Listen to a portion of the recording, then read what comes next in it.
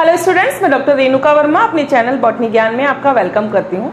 आज जो टॉपिक हम पढ़ने जा रहे हैं ये है फाइलोजेनी ऑफ एंजियोस्पर्म का पार्ट थर्ड। 2 पार्ट हम इसके पहले पढ़ चुके हैं, तो ये जो पार्ट है ये इसका लास्ट पार्ट है, जिसमें आज जो है एंजियोस्पर्म की फाइलोजेनी कंप्लीट हो जाएगी।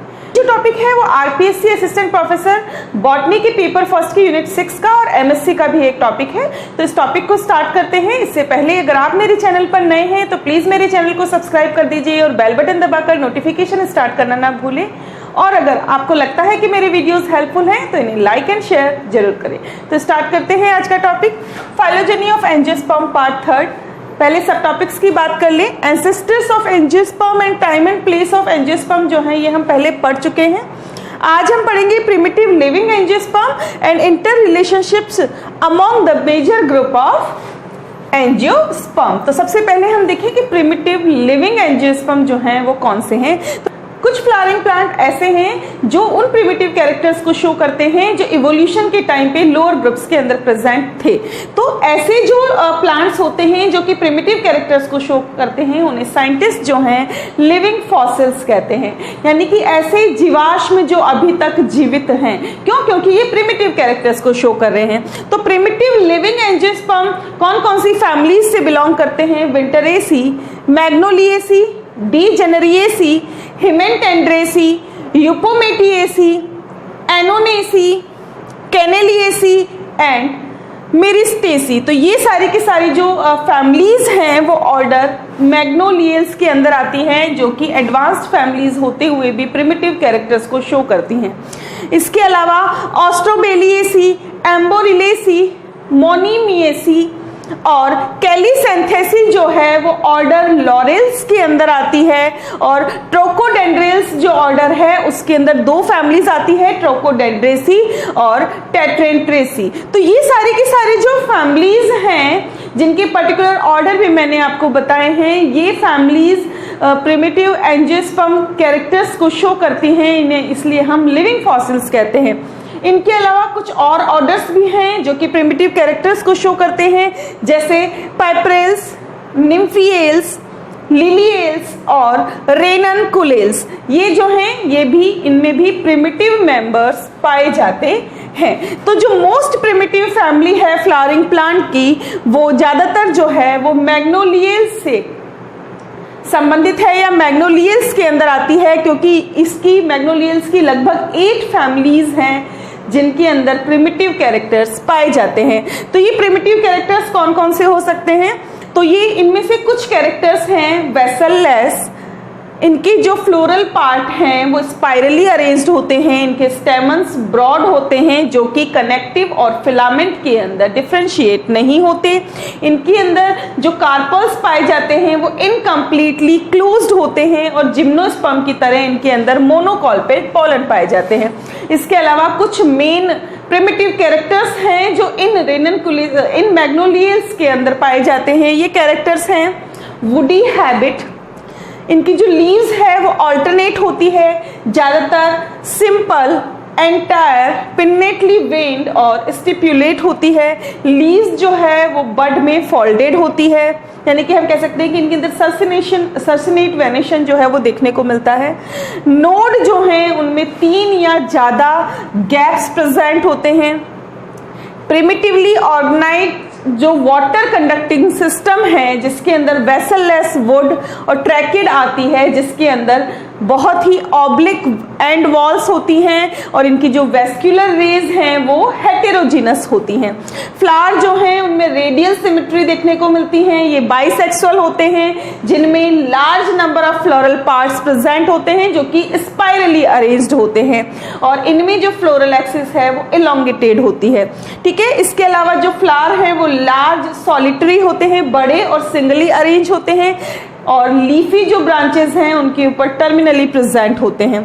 ठीक है, सारे के सारे जो पेरियंथ पार्ट हैं वो मॉर्फोलॉजिकली सिमिलर होते हैं। फ्लावर जो हैं वो इंसेक्ट पॉलिनेटेड होते हैं। स्टेमन्स जो हैं वो ब्रॉड होते हैं, उनमें laminar structure, broad laminar structure इनमें पाया जाता है और ये फिलामेंट और कनेक्टिव के अंदर डिफरेंशिएट नहीं होते। मोनोकॉल्पेट पोलन ग्रेन जो है इसका मतलब ये है कि इनके अंदर एक साइड में एक फरो ही पाई जाती है, जिसमें से जब ये पोलन ग्रेन जर्मिनेट होते हैं तो इनमें से यहाँ से पोलन ट्यूब जो है वो बाहर निकलती है। कार्पल्स जो हैं वो लीफ लाइक होते हैं, एडेक्सियली फोल्डेड होते हैं मिडरिप की तरफ, बहुत सारे ओव्यूल्स युक्त होते हैं, एक पीटियोल जैसा स्टाइप इनमें प्रेजेंट होता है। कार्पल्स जो हैं वो कंप्लीटली क्लोज नहीं होते जब पोलिनेशन हो रहा होता है, इनमें स्टाइल नहीं पाई जाती और स्टिग्मा जो है वो डीकरेंट होती है। प्लेसेंटेशन की बात करें तो इनमें ओव्यूल्स के साथ लेमिनार प्लेसेंटेशन देखने को मिलता है, जो कि कार्पल मार्जिन से थोड़ा डिस्टेंस के ऊपर प्रेजेंट होता है। इनमें जो ओव्यूल्स हैं वो एनाट्रोपस बाइटैगमिक ओव्यूल प्रेजेंट होते हैं, यानी कि 2 इंटैगमेंट इनमें पाए जाते हैं। फ्रूट जो हैं वो मैनी सीड्स वाले फॉलिकल्स होते हैं, यानी कि ऐसे फॉलिकल्स फ्रूट्स होते हैं जिनमें बहुत सारे सीड्स पाए जाते हैं, जो कि किससे डेवलप होते हैं, मल्टी कार्पलरी एपोकार्पस गाइनोसियम से इनके फ्रूट जो हैं वो डेवलप होते हैं। सीड जो हैं उनमें एंडोस्पर्म बहुत ज़्यादा पाया जाता है और इनका जो एम्ब्रियो है वो बहुत ही छोटा होता है।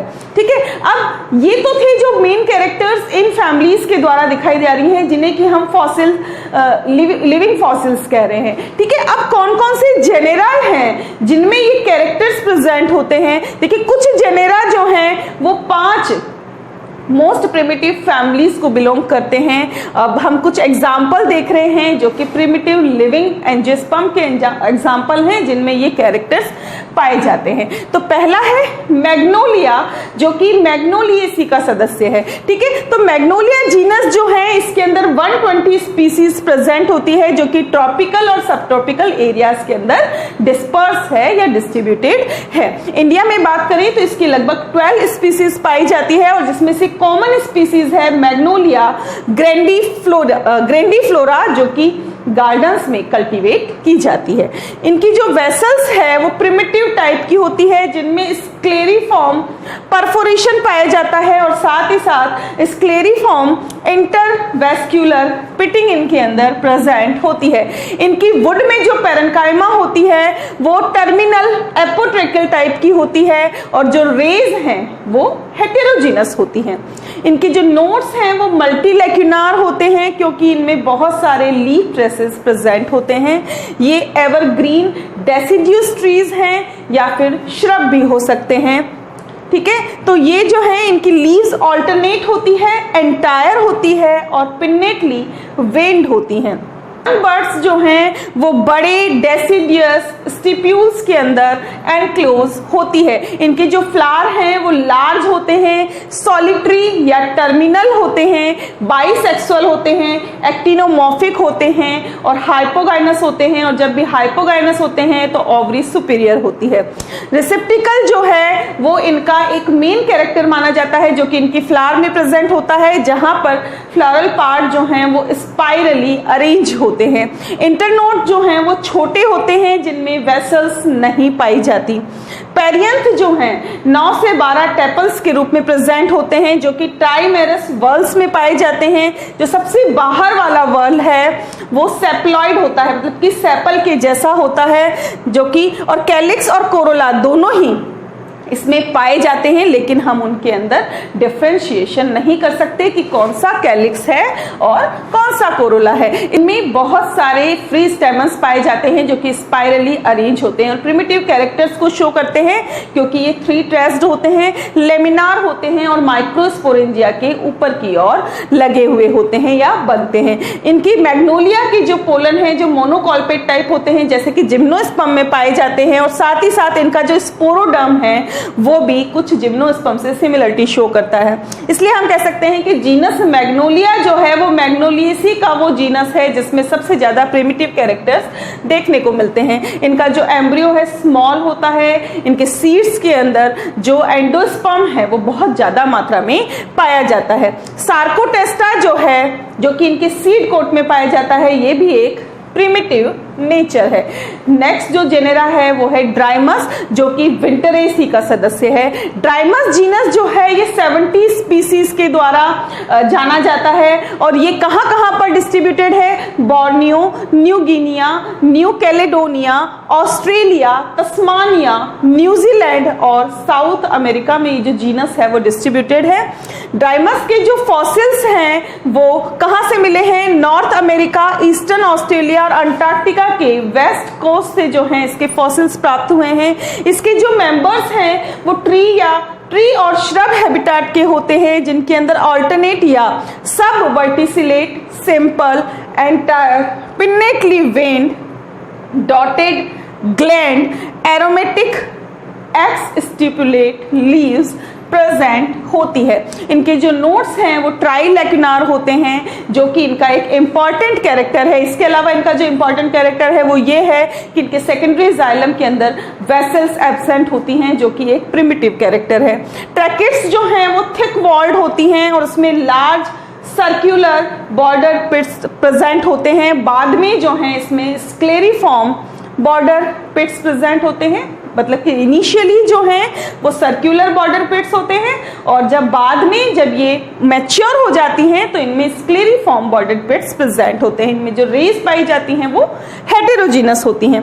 फ्लावर जो हैं वो फेसिकल्स में बॉर्न होते हैं और इनके अंदर जो है बहुत सारे एक्सट्रीम प्रिमिटिव फीचर्स देखने को मिलते हैं। ये फ्लावर इनके बाइसेक्सुअल होते हैं, एक्टिनोमॉर्फिक होते हैं और हाइपोगाइनस होते हैं। इनमें जो फ्लोरल एक्सिस पाई जाती है वो छोटी होती है। पेरियंथ जो है इसमें वर्ल्ड में प्रेजेंट होते हैं और इनको हम इजीली कैलिक्स और कोरोला के अंदर डिफरेंशिएट कर सकते हैं। यहाँ पर जो कैलिक्स होता है वो मेम्ब्रेनस सैक लाइक स्ट्रक्चर होता है, जिसके अंदर पेटल्स जो हैं वो एनक्लोज होते हैं और ये जो मेम्ब्रेनस सैक लाइक कैलिक्स है ये स्प्लिट होता है 2 या 4 सेपल्स के अंदर। यहाँ पर 6 या उससे ज्यादा 6 या उससे ज्यादा पेटल्स प्रेजेंट होते हैं, जो कि 2 वॉल्स में अरेंज होते हैं और इम्ब्रिकेट एस्टिवेशन जो है इनके पेटल्स में देखने को मिलता है। स्टेमन्स जो हैं वो स्पाइरली अरेंज्ड होते हैं और एंथर्स जो हैं वो डाइथिकस होते हैं और इंटरोस होते हैं। इंटरोस मतलब जब ये डहिस होते हैं तो फ्लावर के अंदर की तरफ डहिस होते हैं। पॉलन ग्रेन जो है इनमें एडवांस टाइप के होते हैं, क्योंकि ये एक परमानेंट टेट्राड के अंदर यूनाइटेड होते हैं। इनका जो डिस्टल एपरेचर है वो रिड्यूस होता है और एक सर्कुलर पोर और उसके साथ एक रेटिकुलेट एक्साइन जो है इनके पॉलन्स में प्रेजेंट होता है। कुछ कार्पल्स जो हैं वो एक सिंगल रो में अरेंज्ड होते हैं और फ्री होते हैं। इन ओल्ड वर्ल्ड की जो स्पीसीज है ड्राइमस की, उसके अंदर बहुत सारे प्रिमिटिव कैरेक्टर्स देखने को मिलते थे, जैसे कि इनमें जो कार्पल्स हैं वो प्रिमिटिव टाइप के थे। यंग लीव्स जो हैं वो रेमिनेसेंट थी और मिड रिब की तरफ एडेक्सियली फोल्डेड थी। ठीक है, पीटियोल लाइक स्टॉक जो है वो भी इन ड्राइनस के अंदर प्रेजेंट होता है। इनकी स्टिग्मा जो है वो डिकरेंट होती है। फ्रूट्स जो हैं अगेन फॉलिकल होते हैं और बहुत सारे सीड्स वाले होते हैं। सीड्स में एम्ब्रियो जो है वो स्मॉल होता है और एंडोस्पर्म इनमें कॉपियस टाइप का होता है। नेक्स्ट जो जेनेरा है वो है डी जेनेरिया, जो कि डी जेनेरिएसी का सदस्य है। डी जेनेरिया एक मोनोटाइपिक जीनस है जो कि फैमिली डी जेनेरिएसी में पाया जाता है और इसका जो डिस्ट्रीब्यूशन है वो बहुत ही रेस्ट्रिक्टेड है। ये फिजी आइलैंड के अंदर एंडेमिक होता है। ये जीनस जो है इसकी सिर्फ एक ही स्पीसीज प्रेजेंट है, डी जेनेरिया वाइटियंसिस। तो ये जो है एक स्मॉल ट्री के रूप में पाई जाने वाली स्पीसीज है। इसकी जो वुड है उसमें बहुत सारे प्रिमिटिव कैरेक्टर्स देखने को मिलते हैं, क्योंकि इनमें जो वेसल्स हैं वो थिन वॉल की होती हैं, जिसके अंदर स्क्लेरिफॉर्म परफोरेशन पाया जाता है। स्क्लेरिफॉर्म परफोरेशन जो है उसमें बहुत सारी परफोरेशन बार्स प्रेजेंट होती हैं। इसके साथ ही साथ स्क्लेरिफॉर्म इंटरवेस्कुलर पिटिंग इनमें पाई जाती है और रेज जो हैं इनके अंदर भी हेटेरोजीनस होती है। इनमें जो नोड्स हैं वो पेंटालेक्युलर होते हैं। फ्लावर जो हैं वो लॉन्ग पेडिसिलेट होते हैं और सुप्रा एक्सिलरी कंडीशन के अंदर पाए जाते हैं। यहाँ पर इनकी जो फ्लावर हैं उनकी पेडिसिल पर 2-3 ब्रैक्ट्स प्रेजेंट होते हैं और इन्हीं ब्रैक्ट्स की जो प्रेजेंस है वो ये दर्शाती है कि ये इनके जो सॉलिटरी फ्लावर हैं वो शायद इन्फ्लोरेसेंस से डेवलप हुए हैं और इन्फ्लोरेसेंस के बाकी जो लेटरल फ्लावर हैं वो डिजनरेट या रिड्यूस हो गए हैं। फ्लोरल एक्सिस जो है शॉर्ट होती है। पेरियंथ इनमें साइक्लिक रूप से अरेंज होते हैं। डिस्टिंक्ट किए जा सकते हैं कैलिक्स और कोरोला में, यानी कि कैलिक्स और कोरोला को हम यहाँ इजीली डिफरेंशिएट कर सकते हैं। यहाँ पर जो है 3 परसिस्टेंट सेपल्स की सिंगल सीरीज पाई जाती है, जिसके अंदर 12 से 13 flashy and deciduous petals present होते हैं, जो 3 से 4 वल्स के अंदर पाए जाते हैं। स्टेमन्स और कार्पल्स जो हैं वो डीजेनेरिया के वो बहुत ही प्रिमिटिव होते हैं। इनमें बहुत सारे स्टेमन्स पाए जाते हैं जो लेमिनार यानी कि लीफ लाइक होते हैं, और उन्हें फिलामेंट और कनेक्टिव के अंदर डिफरेंशिएट नहीं किया जा सकता। इनके स्टेमन्स की जो एडेक्सियल सरफेस है उस पर एक पेयर पाया जाता है माइक्रोस्पोरेंजिया का, इसकी दोनों ही साइड्स पर पाया जाता है, और इनके बीच में मीडियन और लेटरल वेन जो हैं वो स्टेराइल टिश्यू के अंदर एम्बेडेड होती है, और ये स्टेराइल टिश्यू जो है वो स्पोरोफिल का होता है। इसलिए हम कह सकते हैं कि डेजेनेरिया जो है इसमें बहुत सारे प्रिमिटिव कैरेक्टर्स जो हैं, इनके जो स्टेमन्स हैं उनमें बहुत सारे प्रिमिटिव कैरेक्टर्स देखने को मिलते हैं। इनके जो पोलन ग्रेन है वो भी प्रिमिटिव टाइप के होते हैं, मोनोकॉल्पेट होते हैं, जिनमें स्पोरोडर्म पाया जाता है, जैसा कि हम जिम्नोस्पर्म के मेंबर्स के अंदर देखते हैं। डीजेनेरिया की जो गाइनोसियम है उसमें नंबर ऑफ कार्पल्स जो हैं वो रिड्यूस्ड होकर के एक ही रह जाता है। कार्पल जो हैं वो भी एक्सट्रीमली प्रिमिटिव कंडीशन में पाए जाते हैं, क्योंकि इनके अंदर conduplicate folded structure present होता है। कार्पल्स की जो मार्जिन्स हैं वो कंप्लीटली फ्री होती हैं। कार्पल जो हैं कंप्लीटली एनक्लोज या कंप्लीटली क्लोज्ड नहीं होते जब पॉलिनेशन हो रहा है, जैसा कि प्रिमिटिव एंजियोस्पर्म में देखने को मिलता है। इनमें स्टाइल एब्सेंट होती है, स्टिग्मा डिकरेंट होती है। स्टिग्मेटिक मार्जिन जो है वो पॉलिनेशन के टाइम पर फ्यूज नहीं होती। पोलन ग्रेन्स जो हैं वो किसके द्वारा रिसीव किए जाते हैं? जो स्टिग्मा है उसकी हेयरी कार्पिलरी जो मार्जिन्स हैं उनके ऊपर ग्लैंडुलर हेयर्स प्रेजेंट होते हैं, उन ग्लैंडुलर हेयर्स के द्वारा पोलन्स को रिसीव किया जाता है। जैसे ही फ्रूट डेवलप होते हैं, कार्पल्स की जो कॉन्टिजियस एडेक्सियल सरफेस है वो बदलकर कॉन्क्रिसेंट हो जाती है। फ्रूट जो हैं बड़े होते हैं, लेदरी होते हैं, असिमेट्रिकल होते हैं और इनडेहिसेंट होते हैं। तो ये थे कुछ प्रिमिटिव एंजियोस्पर्म जो कि फॉसिल्स की तरह या प्रिमिटिव कैरेक्टर्स को शो करते थे। अब हम बात कर रहे हैं inter relationship among the major groups of angiosperm, यानी कि जो एंजियोस्पर्म के मेजर ग्रुप हैं उनके बीच में क्या इंटर रिलेशनशिप है। तो एंजियोस्पर्म जो है वो यूजुअली 2 मेजर ग्रुप के अंदर डिवाइडेड है, डाइकोट्स एंड मोनोकोट्स। तो मोनोकोट्स और डाइकोट्स जो हैं इनको किन किन कैरेक्टर्स के बेस के ऊपर हमने अलग किया है ये हम ऑलरेडी पढ़ चुके हैं। फिर भी जो सबसे बेसिक क्राइटेरिया है वो ये है कि मोनोकोट्स के अंदर एक सिंगल कॉटिलिडन पाया जाता है, जबकि डाइकोट्स के अंदर दो कॉटिलिडन पाए जाते हैं। तो ओवरऑल जो एविडेंसेस हैं वो ये शो करते हैं कि मोनोकोट्स जो हैं उनका ओरिजिन डाइकोट से हुआ है, यानी कि जो मोनोकोट्स हैं वो सबसे ज्यादा एडवांस एंजियोस्पर्म हैं। सिंगल कॉटिलिडन जो कि मोनोकोट्स के अंदर पाया जाता है वो इस वजह से होता है कि जो डाइकोट एंसेस्टर्स थे जिनके अंदर 2 कॉटिलिडन्स पाए जा रहे थे, तो उनमें से कोई एक कॉटिलिडन जो है वो रिड्यूस हो गया और सिर्फ एक ही कॉटिलिडन पीछे बच गया, और जो सर्वाइविंग कॉटिलिडन था उसको स्यूडो टर्मिनल पोजीशन के ऊपर पाया जाता था, और इस सिंगल कॉटिलिडन को हम स्कूटेलम कहते हैं। और ऐसा क्यों माना जाता है कि डाइकोट्स के से ही इनका ओरिजिन हुआ है? ऐसे बहुत सारे डाइकोट्स हैं जिनके अंदर 2 कॉटिलिडन पाए जाते हैं, लेकिन फिर भी उन 2 में से जो एक कॉटिलिडन है वो बहुत ज्यादा रिड्यूस होता है। जैसे कि हम देख सकते हैं ट्रापा नेटेंस के अंदर, केरम बल्बोस्टेनम के अंदर, कोरिडेलिस कावा के अंदर और रेननकुलस फिकेरिया के अंदर। इनमें से इनके 2 कॉटिलिडन्स में से जो एक कॉटिलिडन है वो पूरा ही सप्रेस होता है या रिड्यूस होता है। दूसरी तरफ देखें तो मोनोकोट्स जो हैं इनके जो कॉटिलिडन हैं वो हमेशा ही पूरी लेटरल पोजीशन के ऊपर प्रेजेंट नहीं होते।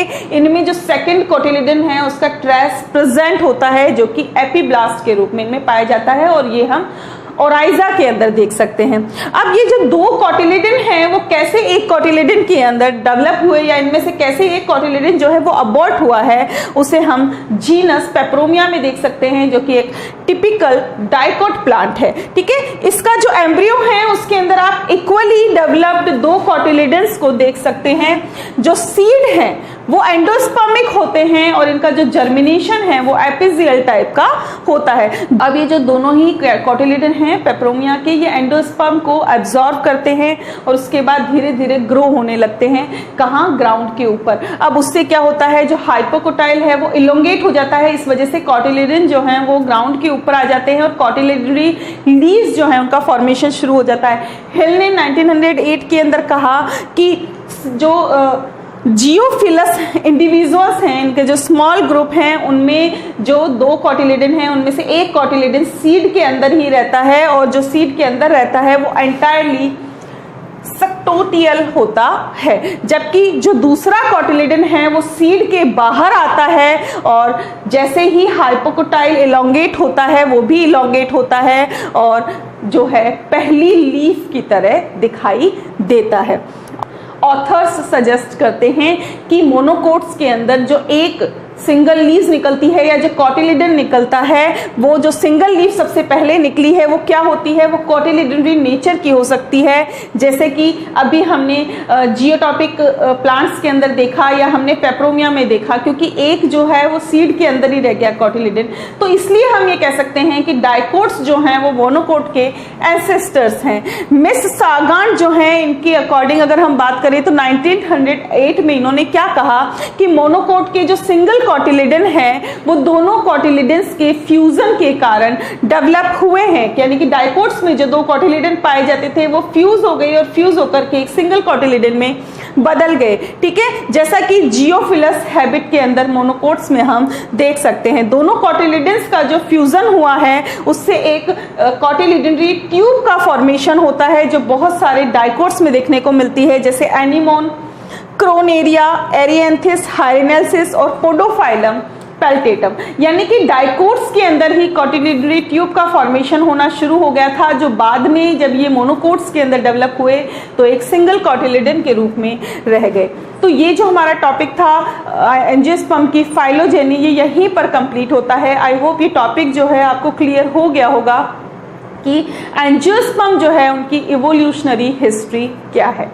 मिलते हैं नेक्स्ट लेक्चर में, जिसमें हम इनके पॉसिबल एमसीक्यूज की बात करने वाले हैं। तो तब तक बने रहिए हमारे साथ। Thanks for watching and stay tuned to botany Gyan for more informative videos. Thank you.